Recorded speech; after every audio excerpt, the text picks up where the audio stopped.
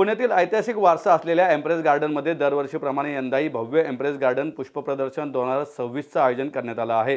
23 ते 27 जानेवारी या कालावधीत भरणारे हे प्रदर्शन यंदा ज्येष्ठ पर्यावरण तज्ज्ञ पद्मभूषण डॉक्टर माधव गाडगीळ यांच्या स्मृतीस समर्पित करण्यात आल्याची माहिती सुमन किर्लोस्कर आणि सुरेश पिंगळे यांनी पत्रकार परिषदेत दिली आहे। या प्रदर्शनाचे औपचारिक उद्घाटन 23 जानेवारी रोजी 12 वाजता पुण्याचे पोलीस आयुक्त अमितेश कुमार यांच्या हस्ते करण्यात येणार आहे। डॉक्टर माधवराव गाडगीळ हे agree horticulture society of western India या संस्थेचे मानद सदस्य होते।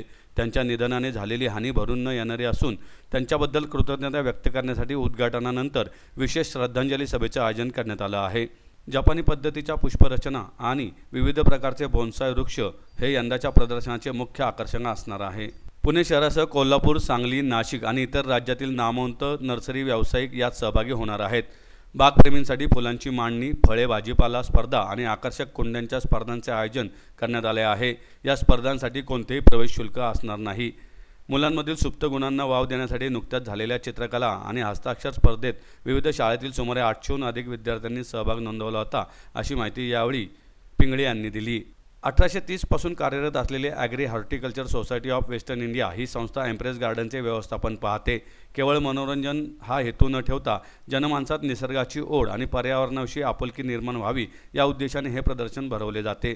सर्व निसर्ग आणि पुष्पप्रेमींनी या प्रदर्शनाचा आनंद घेण्यासाठी आणि डॉक्टर माधवराव गाडगीळ यांना श्रद्धांजली अर्पण करण्यासाठी मोठ्या संख्येने उपस्थित राहावे असे आवाहन व्यवस्थापनातर्फे करण्यात आले आहे। पुण्यामध्ये होणारं एम्प्रेस गार्डन पुष्प प्रदर्शन याचं उद्घाटन शुक्रवार 23 तारखेला दुपारी 12:30 वाजता पुण्याचे पोलीस आयुक्त अमितेश कुमार यांच्या हस्ते होणार आहे आणि ते प्रदर्शन 5 दिवस चालणार आहे।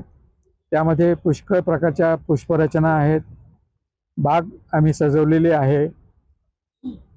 त्यानंतर बोन्साय नावाचे वृक्ष, छोटे बटू वृक्ष ज्यांना म्हणता येईल, त्या वृक्षांचं एक प्रदर्शन आहे आणि इकिबाना आणि पुष्परचना याचे देखील 2-3 चांगल्या आमच्या कलावती महिला आहेत, त्यांनी केलेली पुष्परचना तुम्हाला पाहायला मिळतील।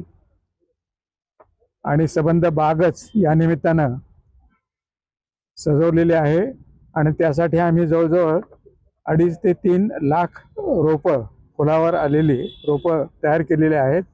आणि ही बाग सजवण्याकरता जी रोपं तयार करतो आम्ही, ती गेले 2.5-3 महिने आमचे कामगार मंडळी जे आहेत ती रात्री 11 वाजेपर्यंत काम करून ही बाग सजवण्यामध्ये त्यांचं फार मोठं योगदान आहे।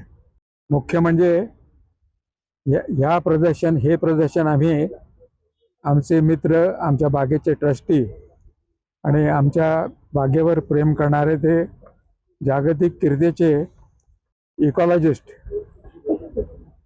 निसर्गावर प्रेम करणारे निसर्गसेवक यांच्या स्मरणार्थ हे प्रदर्शन आपण त्यांच्या स्मरणार्थ समर्पित करत आहोत। तुम्ही काय प्रदर्शनामध्ये काही गृमी, काही वेगळी फुलांची तुम्ही मांडणी केली?